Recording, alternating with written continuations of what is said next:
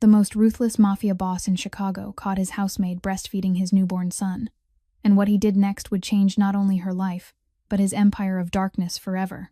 Inside the heavily guarded mansion, the cry of a 2-month-old baby echoed through the marble halls like a desperate scream tearing through the silence. For hours, no one came. The hired nanny had vanished into the night.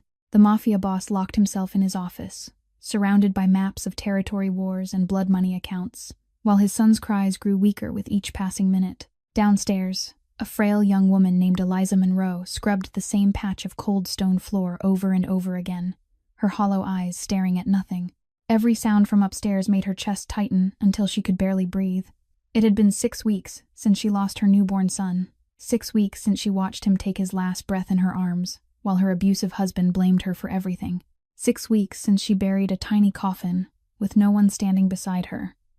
Since that night, every time a baby cried, something inside her shattered into 1,000 pieces, and tonight, that cry was calling to her like a ghost she could not ignore. If this story moves your heart, hit that like button and share it with someone who believes in second chances. Subscribe to our channel so you never miss another story that will make you cry, hope, and believe in love again. Now let us go back to the night that changed everything for Eliza Monroe. Eliza tried to focus on her work. She wrung the cleaning rag into the bucket, watching the dirt dissolve into the murky water, but her hands wouldn't stop shaking. The crying from upstairs drilled into her mind like a relentless bit, grinding down memories she had tried so hard to bury. She told herself it wasn't her business. She was only there to mop floors. She had no right to go upstairs. She had no right to touch anything that belonged to the mafia boss, Matteo Ricci. In this world, people like her were invisible ghosts, existing only to serve and disappear when they were no longer needed. One wrong step could cost her her job, or worse, her life. She had heard the stories about Matteo Ricci. They said he killed without blinking. They said he buried his enemies beneath concrete foundations. They said no one had ever betrayed him and lived to tell the tale. Eliza didn't know how much of it was true, but she knew one thing for certain. She couldn't take the risk. She needed this job. She needed every small coin to pay off the crushing hospital debt Ryan had left behind before he vanished. She needed to survive, even if her life no longer felt like it meant anything at all. But that crying, God, that crying, it sounded just like her son in the final hours of his short life. Weak, desperate, begging to be saved. Eliza closed her eyes, trying to force the image away. She remembered her child's blue lips. She remembered the warmth leaving his skin in her arms. She remembered Ryan screaming in her ear, blaming her for not saving the baby. He said she was useless. He said she had killed his son. Then he left, abandoning her to the wreckage. Eliza's tears fell onto the cold stone floor, blending with the dirty water. She hated herself for still being able to cry. She hated herself for still being able to feel pain. She had thought her heart had died with her son 6 weeks earlier, but it was still beating, still hurting, still shattering every time she heard a child cry. Then suddenly, silence crashed down. The crying stopped. Not the gentle kind of silence that comes when a baby has been soothed, but an abrupt cut, as if someone had crushed the sound mid-breath. Eliza froze. The mop slipped from her hands and struck the stone with a hollow echo in the empty space. Her heart clenched. She knew this silence. She had heard it once before. In the hospital, when the doctors stopped trying to revive her son, it was the silence of death. No, it couldn't be. Her feet moved before her mind could catch up. She ran for the stairs, her heart pounding as if it were about to burst from her chest. She didn't care about the rules anymore. She didn't care about the danger anymore. She didn't care what Matteo Ricci might do to her anymore. There was only one thought in her mind. She couldn't let another child die. Not in front of her. Not when she could do something. She had failed her own son. She hadn't saved him. But tonight, maybe fate was giving her a second chance. Eliza charged up the staircase, leaving her torn sandals behind at the foot of the stairs as they slowed her down. Her bare feet hit the icy marble steps, but she felt nothing except the terror swallowing her reason whole. The upper hallway lay in darkness, lit only by weak moonlight slipping through the windows. She ran toward the room where the crying had come from, where that deadly silence now waited. And as her hand closed around the door handle, Eliza didn't know that she was stepping into the moment that would change her life forever. The nursery door creaked open with a sound that sent a chill through her bones. A wave of stench hit Eliza full in the face, making her gag. It was the sour rot of spoiled milk, the heavy reek of diapers left unchanged, and something sickly sweet she recognized instantly. The smell of illness, the smell of death, lurking nearby. Eliza stepped into the room, her eyes taking a few seconds to adjust to the darkness. Weak moonlight slipped through the thin curtains, washing over the white crib in a pale glow like the skin of a corpse. She moved closer, and what she saw made her heart stop for a brief, terrifying moment. Baby Leo lay motionless in the crib. His eyes were half closed, revealing a thin strip of frightening white. His skin was flushed from a raging fever, yet his lips were pale and cracked, with traces of dried blood clinging to them. His tiny mouth hung slightly open, struggling to draw breath, each one so shallow and faint that Eliza had to lean close just to hear it. He didn't have the strength to cry anymore. He was slipping away. Eliza reached out and touched his forehead, then recoiled as if burned. His skin was hot like live embers. The fever had been consuming his tiny body for hours without anyone noticing. She looked around the room and saw a baby bottle lying on the floor. The milk inside turned a cloudy yellow and reeking sour. Flies buzzed around its mouth. She couldn't believe it. Who could abandon a newborn like this? Who could leave such a fragile life to endure this kind of hell alone? Eliza spun around and ran into the hallway, screaming in despair. "Is anyone there? Please, someone help me. The baby needs help." Her voice echoed through the silent mansion, but no one answered. The cold walls swallowed her cries whole. She rushed to Mateo's study and pounded on the door again and again, but the room was completely soundproof. She ran downstairs to look for the guards, only to remember they were posted at the outer gate, hundreds of meters away. She didn't have time. Baby Leo didn't have time. Eliza ran back to the nursery, her breath ragged, tears streaming down her face. She stood beside the crib, looking down at the dying child, and suddenly she no longer saw Leo. She saw her own son. She saw his tiny eyes closing, his skin growing cold, his breathing fading second by second. She saw herself 6 weeks earlier, powerless as the fragile life she had brought into the world slipped from her hands forever. No, no, this couldn't happen. Not again. This time she wouldn't stand there and watch. This time she wouldn't let death take another child right in front of her. Eliza bent down, gently sliding her hands beneath Leo's burning little body and lifting him up. He was so light it terrified her. Light like a dried leaf, like a soul about to drift away. He didn't react when she picked him up, didn't cry, didn't move, just lay limp in her arms like a cloth doll. Eliza pressed him against her chest, feeling the fever scorching his body through her thin clothes. She rushed into the adjoining bathroom, one arm holding him tight, the other turning on the cold water. She soaked a washcloth and began wiping his body, trying to bring down the deadly heat. His forehead, his neck, his chest, his arms and legs. Baby Leo let out a weak whimper, the first sound he'd made since Eliza entered the room. A flicker of hope sparked inside her. He was still alive. He was still fighting.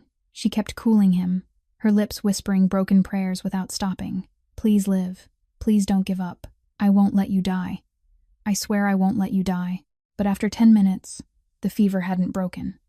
And baby Leo began to fuss weakly, his cracked lips searching on instinct, his mouth opening and closing as if trying to latch onto something that wasn't there. He was hungry, hungry to the point of death, and Eliza had no milk to give him. Or rather, she did, but she didn't dare. Eliza looked down at the baby in her arms, her heart splitting in two. Her chest ached with tight, painful fullness. Milk still coming in steadily for 6 weeks now, even though there was no child left to feed. It was the cruelest torture fate had devised for her. Every day she had to express that milk through tears, watching what should have sustained her child flow down the drain like waste.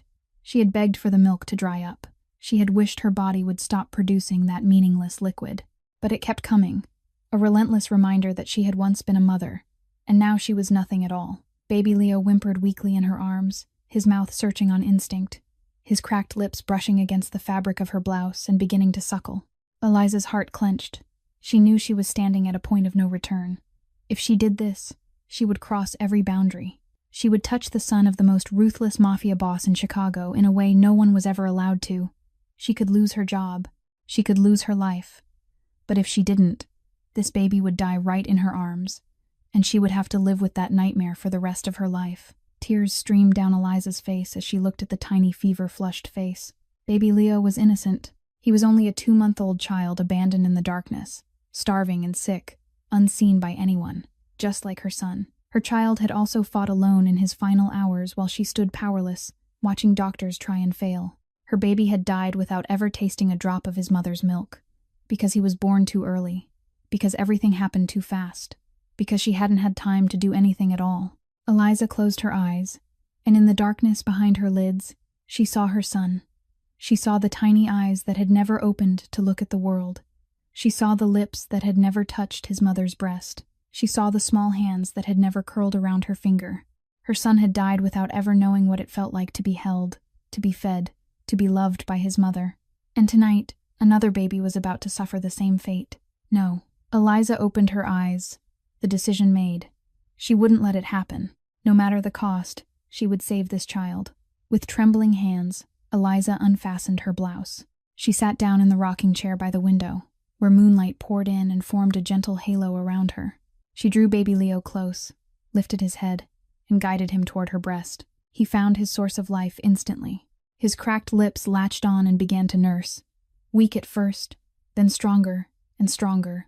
Eliza choked back a sob. That feeling, she had dreamed of that feeling for 6 weeks. The feeling of giving life. The feeling of nourishing a fragile soul. The feeling of being a mother. Her tears fell onto baby Leo's face, but he didn't care.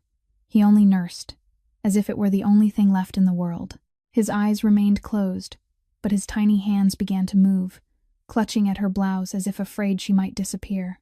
Eliza held him closer, lowering her head to kiss the fine, silken wisps of hair on his scalp. "My child, I'm sorry," she whispered, not knowing whether she was speaking to baby Leo or to the ghost of her own son. "I couldn't save you. I failed you, but I won't fail again. I'll save you. I swear I'll save you." Time passed in silence. Baby Leo fed his fill and began to breathe more steadily. The fierce red of fever slowly softened, returning to the pale pink of a healthy newborn. His little fists stayed clenched in Eliza's blouse, unwilling to let go. She looked down at his peaceful face, and for the first time in 6 weeks, she smiled. A smile soaked in tears, a smile filled with pain, and with comfort all the same. She had saved him. The milk she had once cursed, the substance she had begged her body to stop producing, had turned out to be the miracle that saved a fragile life. Maybe this was why her body had kept making milk. Maybe this was the purpose fate had chosen for her. Maybe her son in heaven had sent this baby to her so she could be a mother once more, even if only for this brief moment. Eliza sat motionless in the rocking chair, holding baby Leo as he slept deeply in her arms. The room sank into stillness. The storm outside the window had eased, leaving only the soft patter of rain like a lullaby. She closed her eyes, savoring this rare moment of peace. She didn't know that in the hallway beyond, heavy footsteps were drawing closer. She didn't know that the nursery door was about to open. And she didn't know that the cold, steel-gray eyes of the Mafia boss were about to witness a scene that would change everything. The nursery door burst open with a sharp, jarring sound. Matteo Ricci stood in the doorway, his tall frame etched against the moonlight like a reaper stepping out of the shadows. His cold, gray eyes swept across the room and froze when they landed on the scene before him. A woman he couldn't even remember was sitting in the rocking chair by the window, her blouse open, his son cradled against her body with his lips still pressed to her breast. Moonlight bathed the two of them like a sacred painting, but to Matteo, it was an unforgivable violation. Eliza jolted awake. She lifted her head and felt the blood in her veins turn to ice when she saw the man standing at the door. She had seen Matteo Ricci from a distance a few times since working here, but never this close, never with that look. His eyes weren't human. They were the eyes of a predator, cold, ruthless, and simmering with restrained fury. The scar slashing through his left eyebrow stood as a warning of the violence this man was capable of. Eliza hurriedly pulled her blouse closed, but the movement made baby Leo stir and let out a soft whimper. She didn't dare put him down for fear of waking him, yet she didn't dare keep holding him in front of his father either. She was trapped, trembling like a rabbit beneath a wolf's fangs. "What the hell do you think you're doing here?" Matteo's voice cut through the room, low and hard as steel. He didn't shout. He didn't need to. Every word landed like a sledgehammer, crushing any thought of resistance. Eliza tried to speak, but her throat felt clenched tight. She swallowed, her voice shaking as she forced the words out. "Sir, I can explain." "Explain." Matteo stepped into the room, each footstep echoing like a war drum in the silence. "Do you think there's any explanation for what you're doing? You touched my son. You fed my son. Who do you think you are to dare do that? Eliza shrank back in the chair, instinct screaming at her to run, to beg, to do anything to escape this man's wrath. But another part of her, the part that had died with her son 6 weeks earlier, wasn't afraid anymore. She had already lost everything. What was there left to lose? Sir, the baby was dying, Eliza said, her voice still trembling but her gaze refusing to drop. When I found him, his fever was so high his skin was burning red. The bottle in the room was spoiled. Flies were all over it. The nanny was gone. No one knew where. I screamed for help and no one answered. I pounded on your door but no one heard me. Matteo stopped cold. His eyes scanned the room, seeing for the first time what Eliza had described. The bottle lying on the floor, the sour stench hitting his nose, dirty diapers piled in the corner. The nursery he had spent tens of thousands of dollars decorating now reeked like a pigsty. He felt his anger shift, away from the woman in front of him and toward whoever had allowed this to happen. But he couldn't let that anger show. Not in front of a servant. If he had died, I would never forgive myself. Eliza continued, her voice breaking. I lost my son 6 weeks ago. I watched him die in my arms and couldn't do anything. I couldn't let that happen again. I can't stand by and watch a child die in front of me. You can kill me. You can do whatever you want to me. But please, look at your son. He's alive. He's breathing. He's safe. Matteo looked down at the son he had avoided for 2 months. Baby Leo lay quietly in Eliza's arms, his face peaceful, his breathing steady, his lips pink and full. The last time Matteo had seen him, the baby had been crying weakly from hunger, inconsolable. Now he slept as if nothing had ever been wrong. Something unfamiliar rose in Matteo's chest. He didn't know what it was. Gratitude, relief, or shame that he had neglected his own child so completely that a servant had been forced to sacrifice herself to save him. He turned away, his voice cold but no longer sharp. Put my son back in his crib and leave the room. I'll deal with this in the morning. Eliza carefully placed baby Leo back into the crib, her hands shaking as she let him go. He stirred but didn't wake, his tiny fists still clenched, as if searching for the warmth he'd lost. She stood, lowered her head, and walked past Matteo toward the door. As she reached him, she paused for a brief second. The baby needs to be seen by a doctor. The fever has gone down, but he still needs to be monitored. Then she disappeared into the darkness of the hallway, leaving Matteo standing alone in the nursery with the son he had been too afraid to face for far too long. The clock in the grand hall struck 3 as the side door of the mansion creaked open. Veronica Hayes slipped inside like a stray cat, her high heels clutched in her hand to avoid making a sound. The scent of champagne and expensive perfume still clung to her, mingling with cigarette smoke from the nightclub. Her golden blonde hair hung loose and tangled, her makeup smeared after hours of dancing and laughing with her upper-class friends. She had had a wonderful night, spending her employer's money without anyone knowing. At least that was what she thought. She had barely stepped onto the first stair when the lights snapped on, blindingly bright. Veronica froze, her heart seeming to stop as she saw Matteo Ricci seated in an armchair at the center of the hall, his cold gray eyes fixed on her. Beside him stood Tony Marchetti, arms crossed, his expression anything but friendly. Sir Ricci. Veronica tried to summon her most charming smile, but the tremor in her voice betrayed the fear inside her. You're still awake? Where were you? Matteo cut in, his voice icy. Veronica swallowed, her mind spinning as it searched for the perfect excuse. Sir, the baby was sleeping peacefully, so I took the chance to go out and buy more formula. The kind the young master uses had run out, and the nearest shop didn't have it, so I had to go farther. I'm sorry I was gone so long. Matteo said nothing. He simply signaled to Tony, and the loyal bodyguard stepped forward and tossed a stack of photographs at Veronica's feet. She looked down and felt the blood in her veins turn to ice. The pictures showed her dancing in a nightclub, drinking with friends, laughing beside a strange man. Each photograph bore a timestamp, proving she had been there all night instead of buying milk as she had claimed. Tony had followed her from the moment she left. Matteo rose from his chair and walked toward Veronica with terrifying slowness. Do you think I'm stupid enough to believe you? Veronica backed away until her spine hit the wall. She knew she had been cornered. In Matteo Ricci's world, lying was a capital offense. She had seen what happened to those who dared deceive him. She didn't want to end like them. Her mind raced wildly, searching for a way out.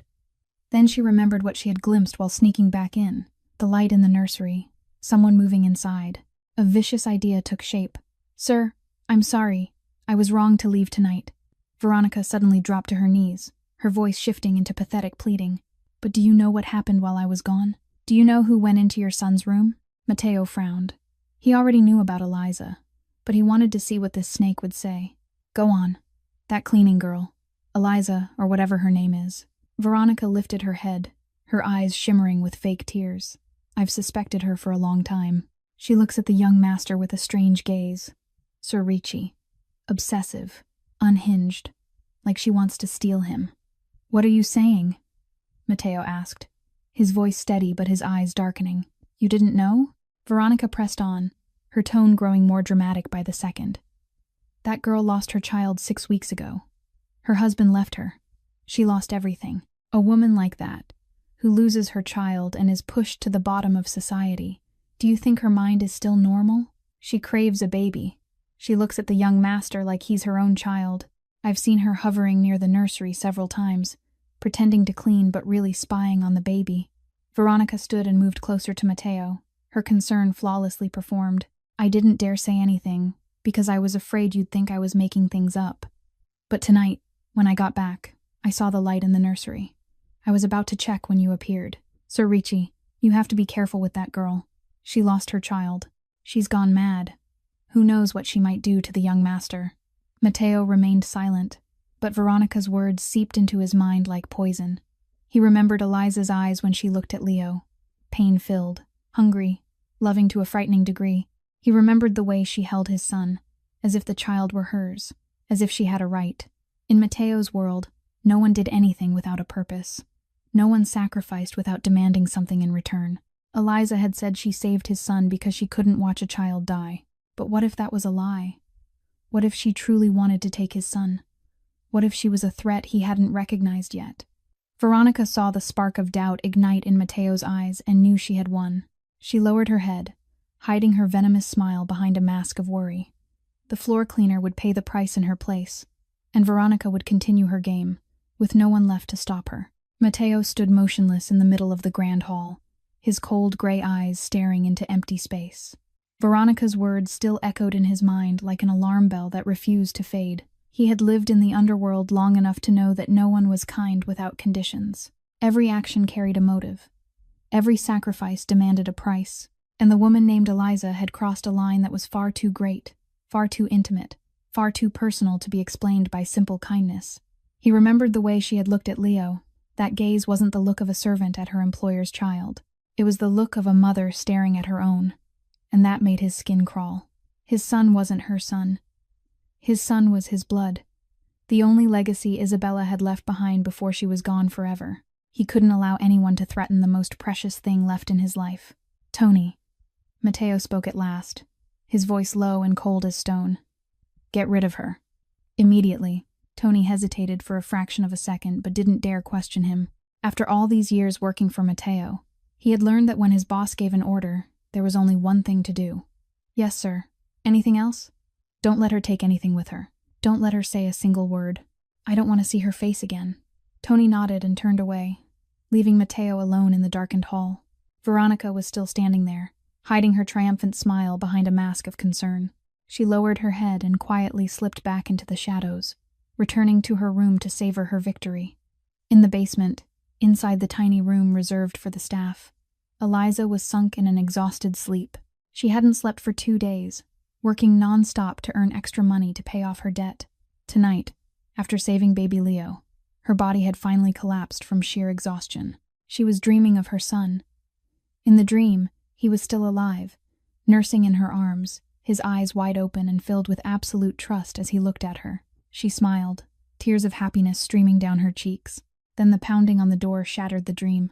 Eliza jolted awake, panic flooding her as she struggled to understand what was happening. The door flew open and Tony stepped inside, his face cold and unreadable. Pack your things. You're fired. Get out of here in 10 minutes. Eliza froze, her mind still foggy with sleep, unable to grasp what she was hearing. She looked at Tony, searching his face for an explanation, but found only indifference. Why? What did I do wrong? I only saved the baby. There's no explanation. Those are the boss's orders. Tony cut her off, his voice unchanging. Leave now, or I'll have to use force. It felt as if someone had punched Eliza in the chest. She had saved his son's life. She had risked her own life so baby Leo wouldn't die alone and starving.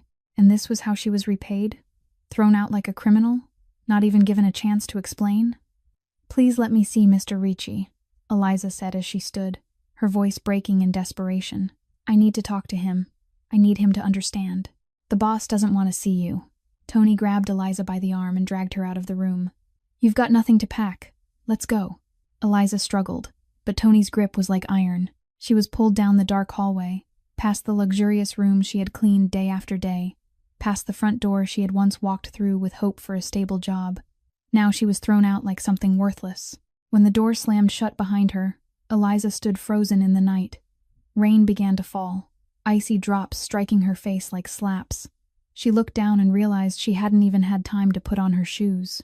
Her bare feet stood on the freezing stone, not a single coin to her name, not a single person she could call. She had once thought her life couldn't possibly get any worse. She had been wrong. Fate still had far more suffering in store for her. And tonight was only the beginning.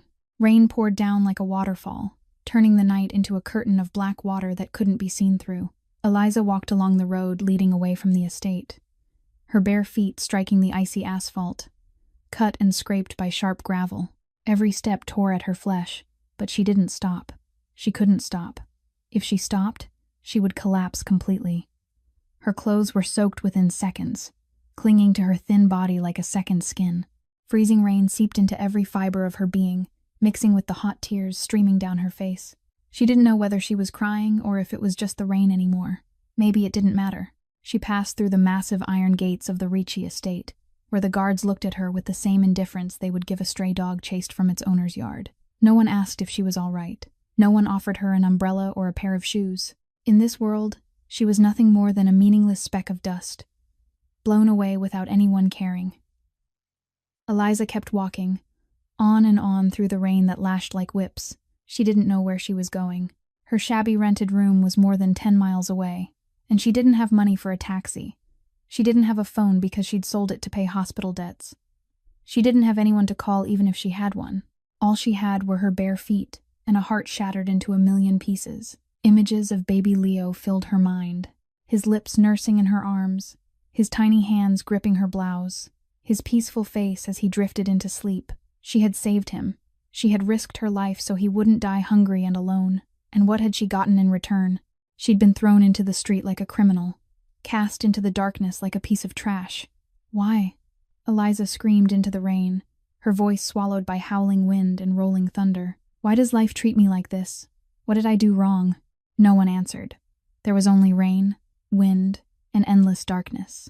She kept going, her feet beginning to bleed as gravel sliced into her skin. She couldn't feel the pain anymore, because her entire body had gone numb.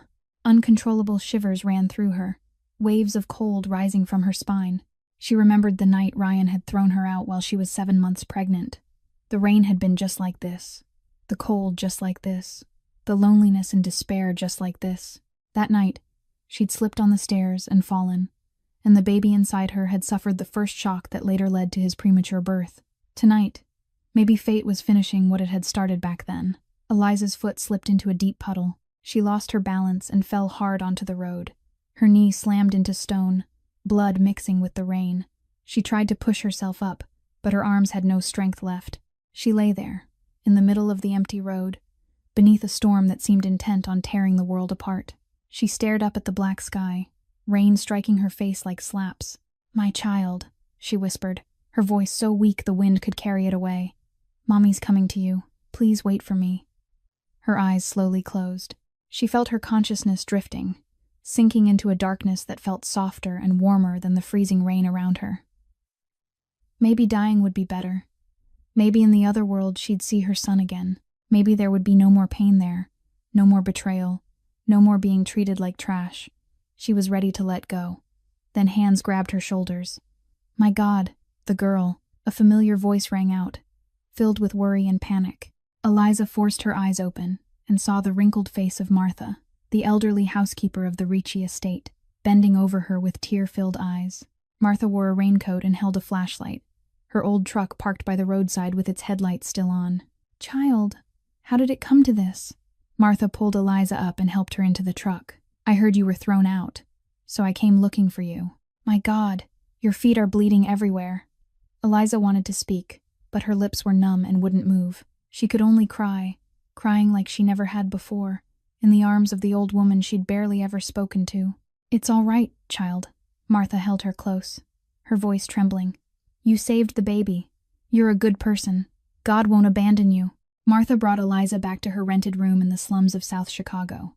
The room was smaller than a closet in the Ricci estate, its walls stained with spreading mold and its ceiling leaking whenever it rained. The old woman helped Eliza change into dry clothes, covered her with the only thin blanket in the room, left a little money and some food on the table, then left after promising she'd come back to check on her. Eliza lay motionless on the creaking old bed, listening to the rain hammer against the tin roof like unending war drums. Her body burned as if on fire, a high fever raging inside her after hours soaked in freezing rain. She wanted water but didn't have the strength to sit up. She wanted food but her stomach clenched in pain and rejected everything. All she could do was lie there, sinking into delirium, the line between reality and nightmare blurring until she couldn't tell them apart. In the fever, the past came rushing back like a flood. Eliza saw herself standing in the old apartment where she'd lived with Ryan through 3 years of hellish marriage. She saw his face, handsome and charming when they first met, then twisting into a monster whenever he drank. She saw his fist rise and crash down again and again.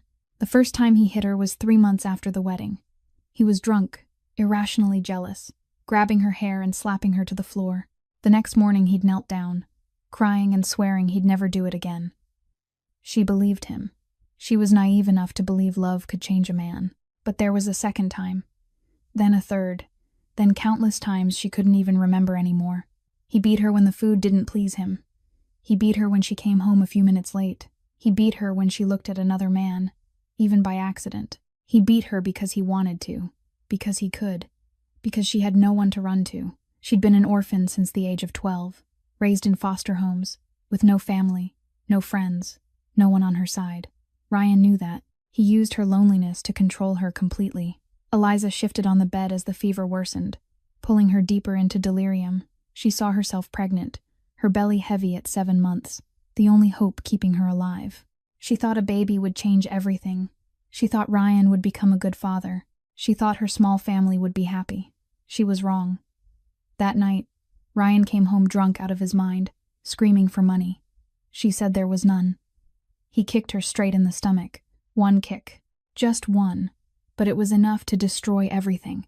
She fell down the stairs, tumbling step after step, clutching her belly in desperation. She was taken to the hospital, doctors trying to save the pregnancy but failing. Her son was born at 7 months, tiny and fragile, his lungs not fully developed, his heart fluttering weakly like a dying butterfly. He lived for 2 days. 2 days was all she had. 2 days watching him through the glass of an incubator. 2 days listening to machines sustain his fragile life. Then the machines fell silent, and her child was gone forever. Eliza screamed in her delirium, her cries echoing through the empty room where no one could hear. She saw Ryan standing beside the hospital bed, his face cold as ice, his mouth spitting venom. "You killed my son. You're useless. You don't deserve to be a mother." Then he disappeared, leaving her with crushing hospital debt and a heart that had died. Eliza opened her eyes, drenched in sweat, tears mixing with water dripping from the ceiling onto her face. She didn't know how long she'd been lying there. 1 day, 2 days. She didn't care anymore. The food Martha had left sat untouched on the table, already starting to smell. The water bottle was long empty. She was hungry. She was thirsty. She was in so much pain she wanted to die. But she couldn't die. Fate wouldn't let her go that easily. It wanted her to endure more, to suffer more, to be wrung dry to the very last tear. Her chest throbbed with painful fullness. Milk still coming in, though there was no one to feed. She had to express it herself, watching the cloudy white liquid spill onto the filthy floor, wasted like her own life. She thought of baby Leo. She wondered if he was all right. She wondered if anyone was feeding him. She wondered if he still remembered her warmth. That was her last thought before she slipped back into darkness once more. While Eliza lay lost in a feverish haze in her miserable rented room, the Ricci estate was slipping into chaos of its own. Baby Leo began crying again the very next morning after Eliza was thrown out. His cries echoed through the mansion, piercing every wall, seeping into every room, impossible to silence. Veronica tried feeding him with a bottle, but he turned his head away, his tiny lips pressed tight in refusal. She switched to a different formula, and he still wouldn't take it. She tried giving him water, and he cried even louder. He cried until his voice grew hoarse, cried until his strength ran out, then lay still with his eyes wide open, staring at the ceiling as if searching for something that had vanished. Matteo stood outside the nursery door, listening to his son cry, unable to step inside. He had grown accustomed to avoiding this room ever since Isabella died. Every time he looked at Leo, he saw his wife's eyes staring back at him from that tiny face. The pain was too great. He hadn't been brave enough to face it. But now, that crying was tearing into him in a different way. On the second day, Leo stopped crying, not because he had calmed down, but because he no longer had the strength to cry. He lay motionless in the crib, his skin pale, his lips cracked and dry, his eyes dull and lifeless. He refused everything placed in his mouth, even sugar water. His small body began to dehydrate severely. Veronica panicked and called Dr. Harrison Webb to examine him, the elderly physician with snow-white hair who had served the Ricci family for 20 years. He examined Leo in silence, his expression growing heavier with each passing minute. When he stepped out of the nursery, Matteo was already waiting in the hallway, the gray eyes of the Mafia boss revealing, for the first time, an anxiety he couldn't hide. "How is my son?" Matteo asked, his voice hoarse after 2 sleepless nights. Dr. Harrison sighed and shook his head slowly. "I don't understand it, Mr. Ricci. Physically, there's nothing seriously wrong. No infection, no underlying illness, but he's refusing all food and drink. He's starving himself. Why?" Matteo asked urgently. "Why would my son do that?" Dr. Harrison was silent for a moment before answering. "Sometimes infants form a very strong attachment to a specific caregiver. When that person disappears suddenly, the child can fall into extreme stress and refuse everything from others." "What do you call that?" Matteo asked.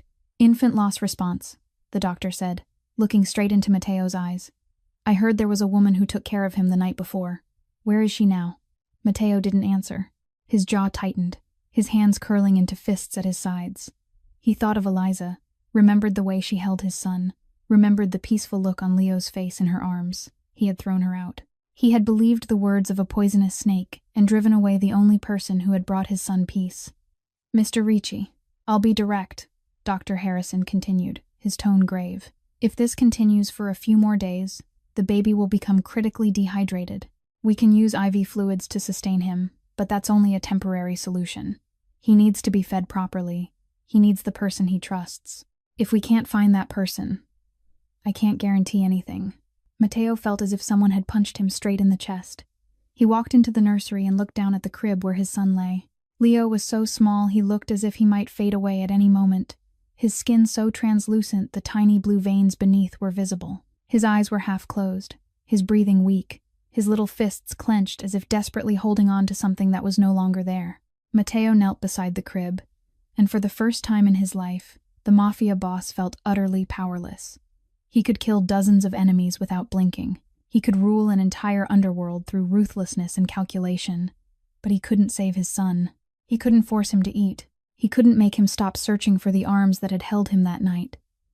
"My son, I'm sorry," Matteo whispered, his voice trembling. "I'll fix everything. I promise." Tony Marchetti had never trusted Veronica Hayes. From the first day she stepped into the Ricci estate with her blue eyes and seductive smile, he'd felt something was wrong.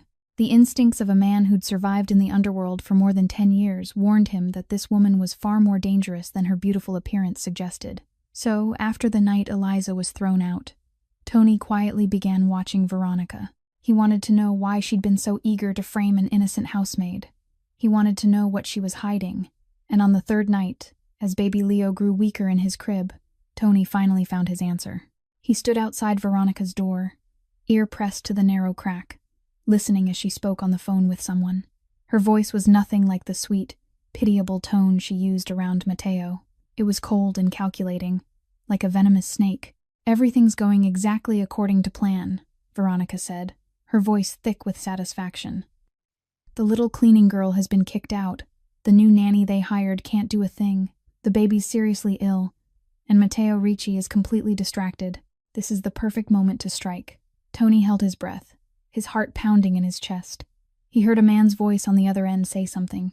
Then Veronica let out a soft laugh. Of course, Mr. Benedetti.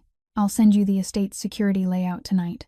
The guards' schedules, the main gate codes, the locations of Matteo's bedroom and the baby's room.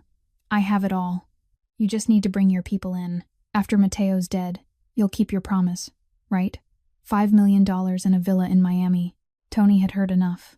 He slipped back silently, his steps light as a cat's, then rushed straight to Matteo's study. He didn't knock, pushing the door open and startling the Mafia boss, who was sitting beside his son's bed.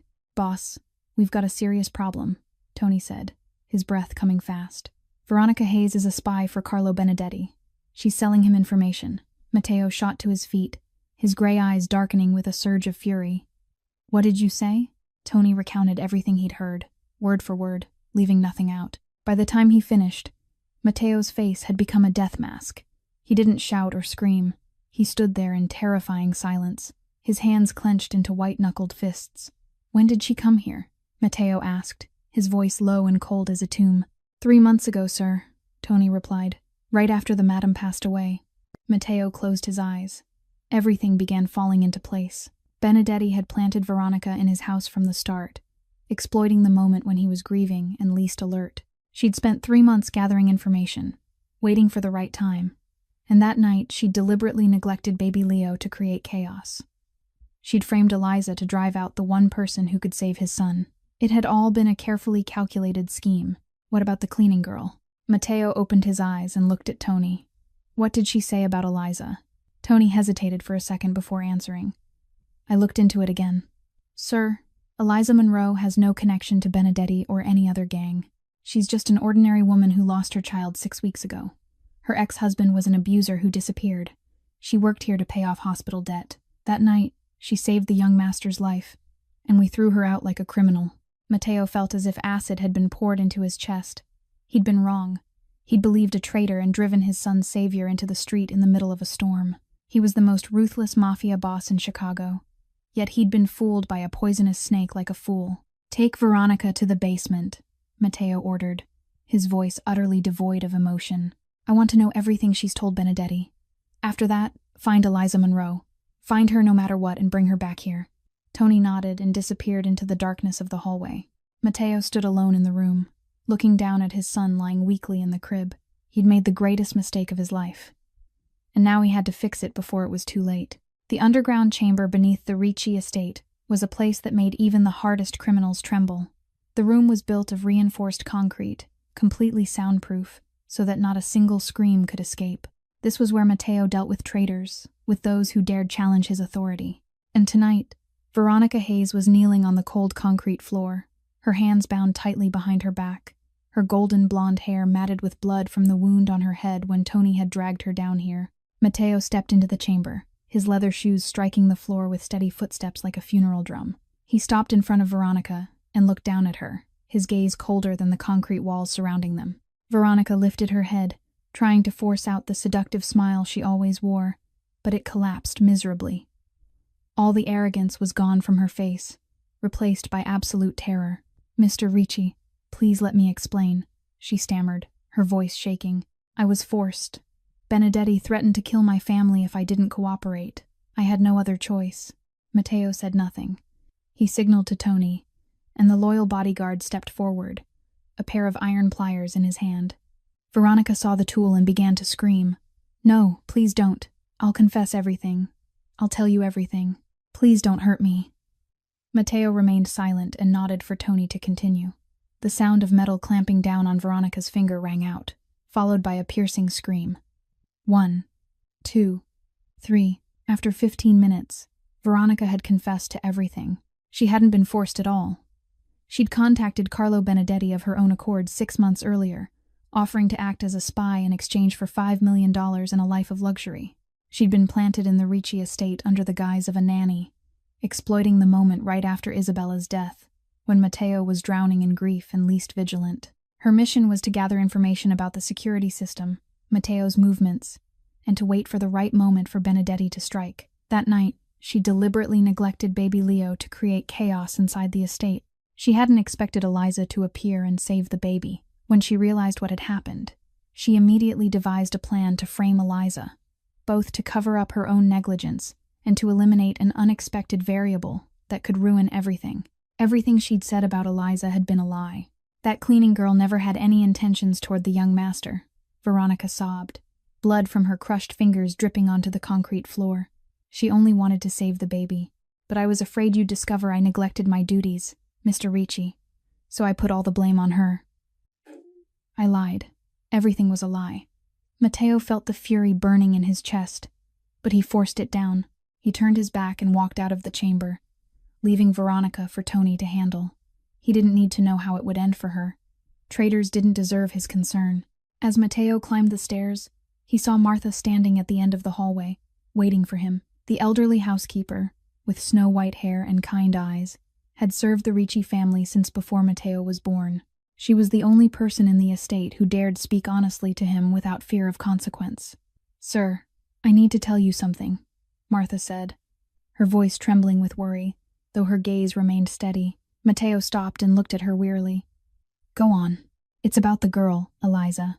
Martha stepped closer, lowering her voice as if afraid someone might overhear. "The night you threw her out, I drove out to look for her. I found her unconscious in the middle of the road, barefoot and bleeding, soaked to the bone. I took her back to her rented room in the southern slums." Matteo felt as if a knife had been driven straight into his chest. "She lives in the slums?" Martha nodded, tears beginning to roll down her wrinkled cheeks. "Her room isn't even fit for a dog, sir. Moldy walls, a leaking ceiling, rats everywhere. She worked here to pay off hospital debt after her child died. Her husband beat her for 3 years and then disappeared, leaving her with debt and a shattered heart." Martha paused, taking a deep breath before continuing. "She lost her newborn son just 6 weeks before she came here, sir. The baby only lived for 2 days after being born prematurely because his own father kicked his mother in the stomach. She buried her child alone, with no one beside her, and when she heard the young master crying that night, she ran upstairs to save him, even though she knew she could lose her life. She had no ulterior motive, sir. She was just a mother who'd lost her child and couldn't bear to watch another baby die in front of her." Matteo stood frozen like stone, each of Martha's words striking his conscience like a hammer. He'd thrown a woman like that into the street in the middle of a violent storm. He'd treated his son's savior like a criminal. He was a monster. "How is she now?" Matteo asked, his voice hoarse. Martha shook her head, tears flowing more freely. "I don't know, sir. I meant to go back and check on her, but the work here became overwhelming. I'm terrified. She had a high fever when I left her. She was so weak. I'm afraid she won't survive." Matteo didn't wait another second. He summoned all his men and issued orders in a voice that allowed no argument. "Find Eliza Monroe. Mobilize everyone. Search every alley, every rented room in the southern slums of Chicago. Find her no matter what, and report back to me immediately." His subordinates exchanged stunned looks. They had never seen their boss care about a servant like this. But no one dared ask a question. In Matteo Ricci's world, orders were absolute. They scattered at once, dozens of black cars tearing into the night like a pack of hunting wolves. Tony stepped up beside Matteo, his voice cautious. "Sir, you should stay and take care of the young master. Let us handle this." Matteo shook his head, his eyes fixed on some distant point as if he were seeing something no one else could see. "No, I have to go. I have to find her myself." Tony wanted to say more, but stopped when he saw the look on his boss's face. It wasn't the expression of a mafia boss issuing commands. It was the face of a man tortured by guilt, desperately trying to make amends before it was too late. They got into the car and plunged into the darkness. Matteo sat in the back seat, watching the streets of Chicago slide past the window. From the luxurious suburban estates, they moved toward the city center, then deeper into areas even the police hesitated to enter. The southern slums unfolded before him like another world. Crumbling old buildings piled against one another, shattered windows patched with cardboard and plastic bags. Trash overflowed onto the sidewalks, the stench forcing its way in even through closed car doors. Homeless figures huddled in dark corners, gaunt children rummaging through garbage for food. Matteo had lived in Chicago his entire life, but he'd never set foot in a place like this. He knew it existed. He knew thousands lived in extreme poverty, but he'd never truly seen it. His world was luxury mansions, expensive cars, million-dollar parties, and this was Eliza's world. This was where she returned after hours of scrubbing floors in his estate. This was where she'd stumbled back through a violent storm after he'd thrown her out. Matteo felt his throat tighten. Martha had given them Eliza's address, a decaying 3-story building at the end of a dark alley. Tony led the way, Matteo following behind, his expensive leather shoes stepping into filthy puddles and piles of trash he didn't even notice. Second floor, room 7. That was what Martha had said. They climbed the rotten wooden stairs that groaned under every step. The hallway was pitch black, lit by a single flickering bulb that looked ready to die at any moment. The smell of damp rot and urine made Tony grimace. But Matteo didn't slow down. They stopped in front of door number 7.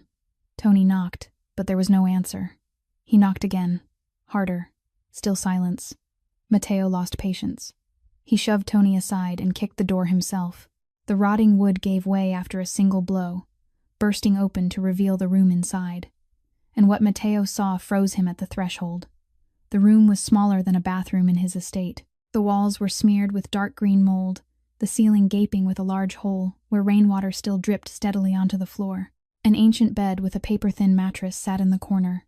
There was no refrigerator, no stove, nothing except a broken plastic chair and a plastic bucket catching the leaking water. And on that bed, Eliza lay motionless. Her body was curled beneath a flimsy blanket, dark brown hair plastered to her sweat-soaked forehead. Her face was ashen like a corpse, her lips cracked and dry, her breathing so faint her chest barely moved. Eliza. Matteo breathed her name, his voice a broken whisper. He rushed to the bedside and dropped to his knees on the filthy floor without hesitation. He reached out and touched her forehead, then recoiled as if burned. Her skin was hot like live embers. She was dying from a raging fever and exhaustion, alone in this wretched room with no one knowing. "Call Dr. Harrison immediately," Matteo ordered, his voice trembling for the first time in his life. "And get the car ready. I'm taking her back to the estate." Matteo didn't wait another second. He bent down, slid his arms beneath Eliza's frail body, and lifted her up. She was so light it terrified him, light like a dried leaf, as if most of her life had already slipped away. He held her against his chest, feeling the fever scorching her body seep through the expensive fabric of his suit. Her head lolled against his shoulder, dark brown hair plastered with sweat framing a face pale as death. She didn't react when he picked her up, didn't stir, didn't moan, just lay limp in his arms like an abandoned cloth doll. Matteo moved quickly out of the wretched room, through the foul-smelling hallway, down the rotting stairs. Tony ran ahead to open the car door, and the most ruthless mafia boss in Chicago stepped into the vehicle with a dying woman in his arms without looking back even once. He sat in the back seat, resting Eliza's head on his thigh, one arm holding her steady as the car tore through the night. This was the first time Matteo had held a woman like this since Isabella died. He looked down at Eliza's ashen face and noticed scars he'd never seen before. A faint mark on her wrist, the trace of rope burns. An old bruise turned yellow at her temple, cracks on her dry lips from days without food or water. How much pain had she endured before ever setting foot in his estate? How many hells had she survived that he'd never known about? And he had added to her suffering by throwing her into the street like a stray dog. "Eliza, can you hear me?" Matteo whispered, his voice hoarse as if someone were crushing his throat. "You have to live. Do you hear me? You're not allowed to die. I won't let you die." Eliza didn't answer. She drifted in delirium, her breathing faint like a candle in the wind, ready to go out at any moment. Matteo held her tighter, as if his arms alone could anchor her to this world. But he knew they couldn't. He could kill dozens of enemies. He could command an entire criminal empire, but he couldn't order death to stop. The car raced toward the estate at a reckless speed, Tony driving like a man possessed through the empty Chicago streets at midnight. When they arrived, Dr. Harrison was already waiting at the front entrance with a medical team and emergency equipment. Matteo carried Eliza out of the car and straight inside, not stopping to explain a thing. "Take her to the living room," Dr. Harrison instructed his team. "Prepare IV fluids and fever-reducing medication immediately." They laid Eliza on the long sofa, and the doctor began a rapid examination. He checked her pulse, measured her blood pressure, shone a light into her eyes. His expression grew more grave with every passing second. Matteo stood beside them, his hands clenched into fists, his eyes never leaving Eliza for a moment. "How is she?" he asked, his voice stretched tight like a wire about to snap. "Her condition is very serious, Mr. Ricci," Dr. Harrison replied, as he injected medication into Eliza's vein. "Prolonged high fever, severe dehydration, acute malnutrition. She hasn't been eating or drinking properly for days. Her body is at its absolute limit." "Will she survive?" Matteo asked, and for the first time in his life, real fear crept into his voice. I'll do everything I can, Dr. Harrison said, meeting his gaze. But she's extremely weak. The next few hours will decide everything. All we can do now is wait and pray. Matteo wasn't a man who believed in God. He'd lived in darkness for too long, his hands stained with too much blood to imagine someone above watching over him. But tonight, he found himself praying. He sat down in the chair beside Eliza, watching her lie there with the IV line in her arm, an oxygen mask covering her nose and mouth, the heart monitor beeping steadily. He remembered the night Isabella died, how he'd sat like this, watching his wife slip away while he could do nothing. He couldn't let it happen again. He couldn't lose another woman because of his own mistakes. Eliza, I'm sorry, Matteo whispered, his hand closing around her ice-cold fingers. I treated you cruelly. I believed a traitor and threw you away like trash. I don't deserve your forgiveness, but please live. Please give me a chance to make it right. Please open your eyes. Eliza remained still, without any response. But on the monitor, her heart rate began to steady, as if somewhere far away, she could hear him calling her back. 2 days passed like 2 centuries.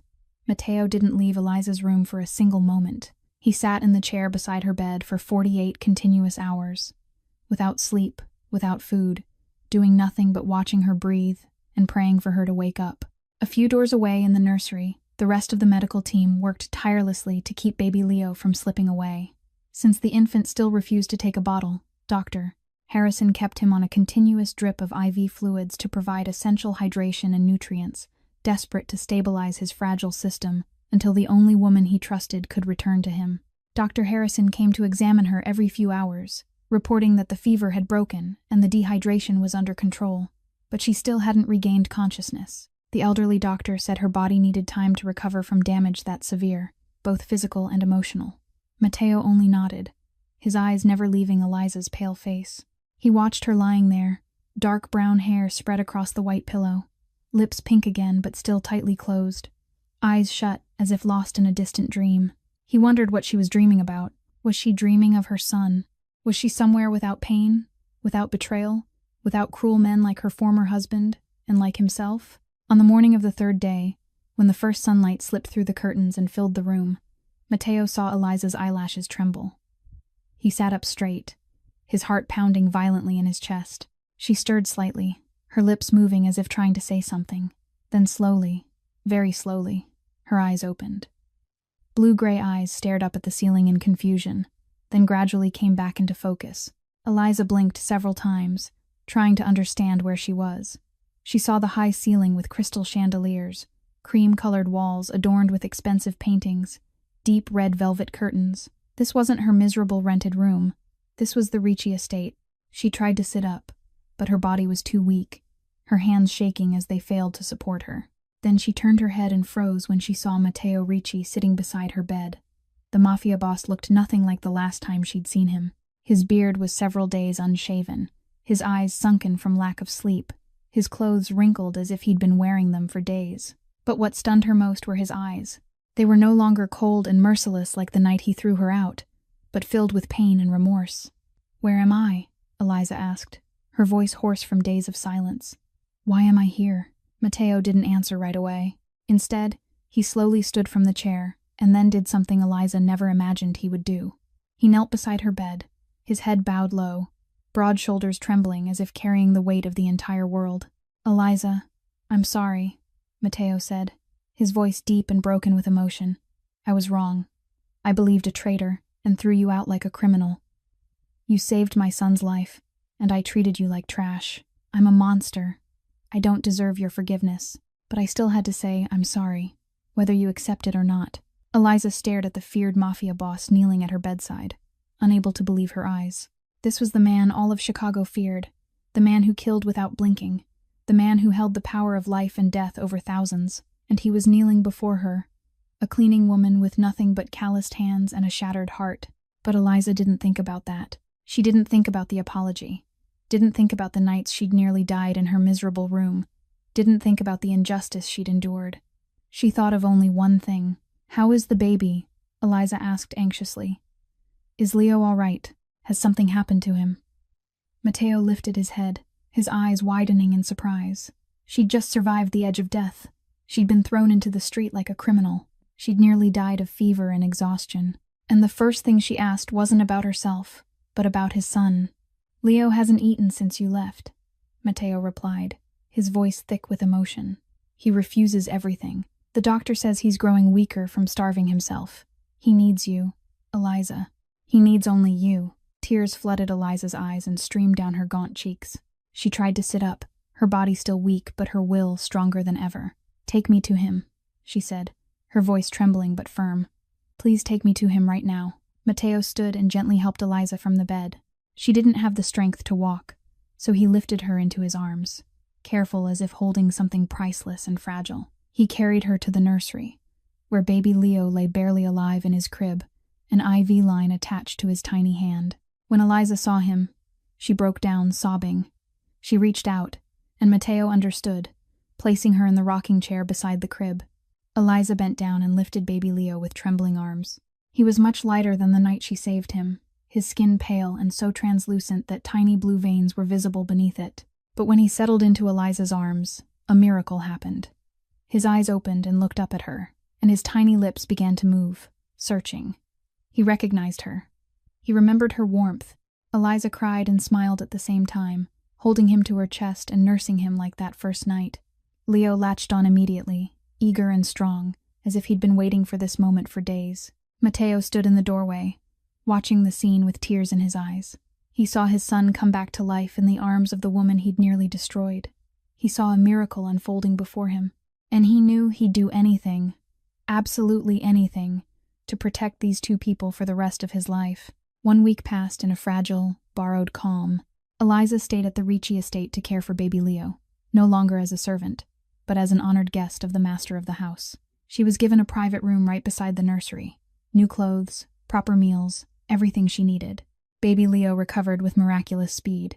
He nursed regularly, slept peacefully, and began to laugh out loud whenever Eliza held him. Matteo often came to the nursery, standing silently in the doorway, watching the two of them with an expression Eliza couldn't decipher. He didn't speak much, yet his presence made her feel safe in a way she couldn't explain. But peace never lasted. Carlo Benedetti realized his plot had been exposed when Veronica vanished. He knew Matteo would hunt him down, so he chose to strike first. On the 7th night, while the entire estate lay asleep, hell descended. The first explosion thundered from the main gate, sharp and violent, ripping apart the quiet night. Then gunfire erupted, rapid and relentless, as if an entire army were storming the estate. Eliza jolted awake, her heart pounding wildly in her chest. She heard screams, running footsteps, shattering glass. Survival instinct took over and she rushed straight into Leo's room.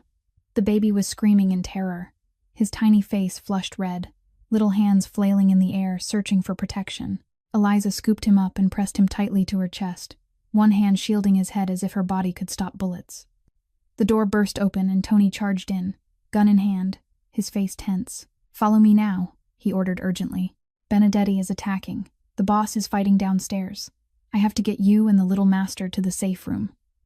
Eliza didn't think. She clutched Leo and ran after Tony through the darkened corridors. The gunfire grew closer. She heard bullets slam into walls, men screaming, glass exploding. The smell of gunpowder and blood spread through the air.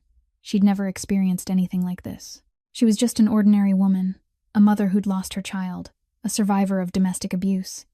She knew nothing about gang wars, about guns, about death lurking in every shadow. But she knew one thing: she'd protect the baby in her arms at any cost. Tony led her to a hidden room concealed behind a bookshelf in the library. He pushed her inside and pressed a handgun into her hand. "Stay here and don't come out no matter what happens," he said quickly. "If anyone who isn't one of us comes in, shoot." Then he was gone. The hidden door closed, leaving Eliza alone in the small room with Leo crying and the cold weight of the gun in her hand. She sank into a corner, back against the wall, holding Leo to her chest. She softly sang the lullaby she used to sing to her own son, her voice trembling but steady, trying to calm him amid the gunfire outside. "Shh, my love. It's all right," she whispered, tears streaming down her cheeks. "Mommy's here. Mommy won't let anyone touch you. I swear I'll protect you." Outside the safe room, Matteo fought like a cornered beast, a pistol in his right hand, a dagger in his left. He moved through the grand hall with the precision and brutality of a man accustomed to killing. Benedetti's men poured in from every direction, but he cut them down one by one, without blinking, without hesitation. Blood splattered the walls, the marble floors, his expensive suit. He didn't care. He thought only of Eliza and Leo in the safe room. All he had to do was keep the enemy from reaching them. A bullet tore through his left shoulder, blood soaking his shirt. He staggered but didn't fall, teeth clenched, fighting on. One of Benedetti's men rushed him from behind. Matteo spun and fired point blank into the man's chest. The body dropped and Matteo stepped over it like discarded trash. The battle lasted over an hour. When the final gunshot faded, the grand hall of the Ricci estate had become a battlefield. Benedetti's men lay scattered everywhere, blood pooling across the marble floor. Tony reported that Carlo Benedetti had fled when he realized his forces were losing, but he wouldn't escape for long. Matteo nodded, then staggered toward the library. His shoulder wound still bled, but he didn't care. He needed to know Eliza and Leo were safe. When the hidden door opened, Matteo saw Eliza huddled in the corner, clutching Leo tightly, the gun still shaking in her hand. She looked up at him, eyes red from crying, filled with overwhelming relief when she saw he was alive. "Are you all right?" she asked, her voice breaking. "You're hurt." Matteo knelt before her, one hand reaching up to touch her cheek, the other gently brushing Leo's head. Blood dripped from his shoulder onto the floor, but he smiled, the first real smile Eliza had ever seen from him. "I'm fine," he said, his voice hoarse with exhaustion yet warm. "As long as you two are safe, that's all that matters." After that horrifying night, everything changed. Carlo Benedetti was hunted down and eliminated by Tony and the crew just 3 days after the attack, ending the greatest threat to the Ricci family. The estate was repaired. Bullet holes in the walls were patched. The marble floors once soaked in blood were scrubbed clean and polished. But what had changed inside people's hearts couldn't be erased. Matteo was no longer the cold, distant mafia boss he'd once been. He began spending time with his son, learning how to hold him, how to rock him to sleep, how to change diapers. His hands, once used to holding guns, now clumsy like a child learning to walk for the first time. Eliza stood beside him, guiding him, and every time their hands brushed by accident while passing a bottle or settling Leo into the crib, she felt a jolt run straight down her spine. She tried to ignore it. Who was she to even think about love with the most powerful mafia boss in Chicago? She was just a woman who'd lost her child, survived abuse, and had nothing but worn hands and a shattered heart. But Matteo didn't let her see herself that way. He began having breakfast with her and Leo every morning, sitting at the head of the long table in the elegant dining room, yet his eyes were always on her. He asked about her life, about the dreams she'd once had, about the books she loved to read, about her favorite flowers. He listened to her for hours, without ever seeming bored or impatient. One evening, after Leo had fallen asleep, Matteo invited Eliza into the garden to look at the stars. They sat on a stone bench beneath the rose trellis, moonlight spilling across her face, and Matteo couldn't look away. She told him about her past, about growing up an orphan in foster homes, about the years Ryan beat her, about the tiny son she'd lost. She cried, and Matteo took her hand, said nothing, simply stayed beside her like a solid rock in the storm. "You deserve to be loved, Eliza," Matteo said when she finally calmed, his voice low and warm in a way she'd never heard before. "You deserve a family, a home, someone who'll protect you until their last breath." Eliza looked at him, her blue-gray eyes shimmering under the moonlight. She wanted to believe him, but she was afraid. She'd been hurt too many times. She'd trusted Ryan and received fists in return. She'd tried to live well and been met with loss. She didn't know if she still had the courage to open her heart one more time. In the days that followed, Matteo waited patiently. He didn't pressure her, didn't demand anything. He simply stayed by her side and proved through his actions that he'd changed. He gradually withdrew from the violent side of the underworld, handing control over to Uncle Franco, spending more time with his small family. He hired tutors so Eliza could learn what she'd missed as a child. He took her shopping, not for lavish gowns she didn't need, but for books, many books, because he knew she loved reading. He turned the empty room beside hers into a small private library just for her. Eliza felt the sincerity in every smallest act. The wall she'd built around her heart began to crack, one brick falling at a time with every smile he gave her, every gentle look he cast her way when she wasn't watching, every moment he played with Leo and looked up at her as if she were his entire world. One afternoon, As they sat in the garden watching Leo clumsily learn to crawl on a blanket spread across the grass, Eliza instinctively rested her head on Mateo's shoulder. He froze, afraid to move and startle her. Then slowly, he wrapped an arm around her shoulders, drawing her closer. They sat like that in silence, watching Leo laugh out loud, and they both knew something had changed forever. Love didn't arrive like thunder or storms. It came softly, like the morning sun, warm and gentle, slipping into wounds and healing them from the inside. 6 months have passed since that terrifying night, and the Ricci estate is no longer the cold, shadowed place it once was. Baby Leo's laughter now echoes through the hallways.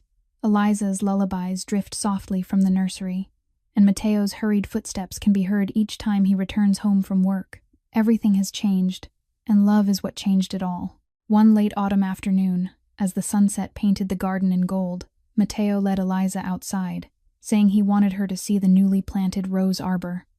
Eliza carried baby Leo with her, suspecting nothing. But the moment she stepped into the garden, she froze in disbelief. Hundreds of candles lined the pathway, their flames flickering like fallen stars scattered across the earth. Deep red rose petals covered the green lawn, forming the shape of a massive heart. And at the center of that heart, Mateo was kneeling on one knee, holding a red velvet box with a diamond sparkling inside.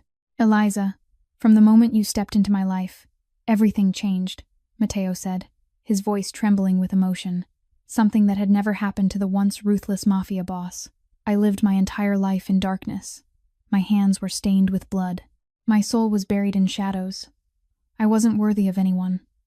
But you showed me that even darkness can find its way to the light. You saved my son when I failed as a father. You saved me when I no longer knew how to love. You gave me a reason to live, to change, to become a better man. Tears streamed down Eliza's cheeks as she clutched Leo to her chest, hardly able to believe what she was hearing. She, a woman orphaned as a child, abused by her husband for 3 years, who lost her newborn son, who once scrubbed floors for loose coins, was now being proposed to by the most powerful man in Chicago. I'm not asking you to love me for money or power, Mateo continued, his gray eyes fixed on her with profound devotion. I'm asking you to give me the chance to love you every day, to protect you until my final breath, to be Leo's father and the father of any children you want to have. Eliza Monroe, will you become my wife, the mother of my son, and the light of my life? Eliza broke down in sobs, not from sorrow like so many times before, but from overwhelming happiness. She nodded, her voice choking as she spoke the 2 simplest and most sacred words. I will. Mateo stood, slid the diamond ring onto her trembling finger, and pulled both mother and child into his arms. Baby Leo laughed out loud, his tiny hands patting his father's cheek as if offering congratulations. The wedding took place 1 month later, not a lavish ceremony with thousands of guests as people might expect from a Mafia boss, but an intimate celebration in the garden with only their closest loved ones present. Eliza wore a pure white dress, her dark brown hair swept up, a bouquet of deep red roses in her hands.